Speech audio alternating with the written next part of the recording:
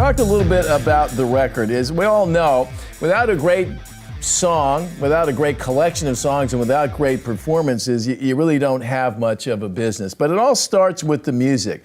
The guys, as you point out, did two records. They did a record, Aim and Ignite first, and then they put out Some Nights. A producer can have a huge impact on the success of a record, but I think most folks are not quite certain where that magic chemistry happens. Talk about, from your perspective, you've worked with a bunch of different bands, talk about, from your perspective, what it is a producer brings to the table. It's a couple of things. I mean, one is there's a big psychology, I think, in making records, and for me, at least with the artists that I've dealt with, that the records that have had the most success are working with producers that are able to improve the songs, work with the arrangements, get the sounds that the band wants, but also build the confidence of the band to get those performances that they really need to capture on record. And so I always think that, you know, more than anything, sometimes what a producer can do beyond their musical skills is really build that psychological confidence that the songs are good, they're strong, you know, and then when things aren't maybe going great in the studio, they have the ability to provide feedback that is needed, but still do it in a way that will get the best results. And those have always been the records that have been the most successful to me. So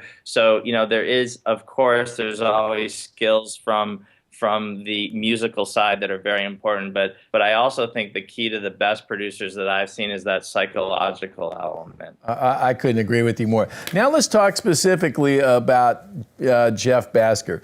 You guys brought in, or was it Fueled by Ramen that brought in Jeff Bhasker? It was an interesting choice, I thought, because his reputation, or some of his great work was in kind of the hip-hop pop space, not in the rock space.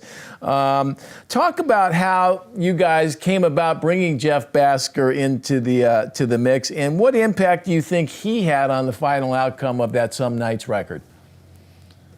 The thing went down is honestly, we were thinking about producers for the new album. You know, we in fact had another producer locked in. And we were ready to go make a record with that producer. And believe it or not, and here's where the psychology of things comes in, that producer got upset over the per diem that the record label was going to pay him. He didn't think it was enough. And rather than dealing with it with his management, he actually went directly to the band about it. And what that did was it made the band feel a little funny, like, why are they in the middle of an argument over a per diem, you know, for a record to be made? And that psychologically turned the band sort of off, and we wound up not moving forward with that producer. And in the process of that, and I'll give him a lot of credit, Nate said, you know what, we should really look at this guy Jeff Bhasker. And you know, to be told, I didn't know who Jeff was, and actually one of our guys at Fueled by Ramen wasn't really aware of Jeff either.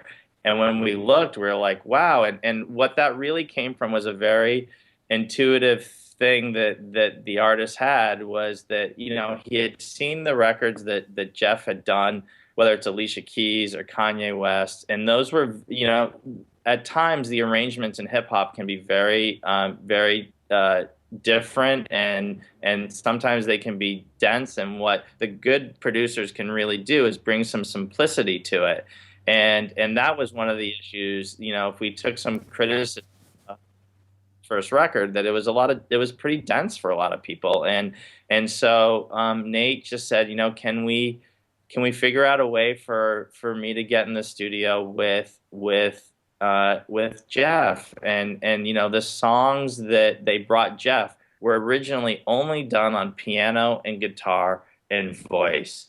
And so what Jeff was able to do is get in there with the band, work on the arrangements, work on filling out, because you know, the band writes that way, but they also love production, but work out this sort of dense production that they tend to love and bring some simplicity to it. And that combination, I don't think we had any idea, honestly, at the time how good it would be, because once it clicked between those two guys, it's clicked fantastically, and it's still clicking today, which is great. Awesome stuff there.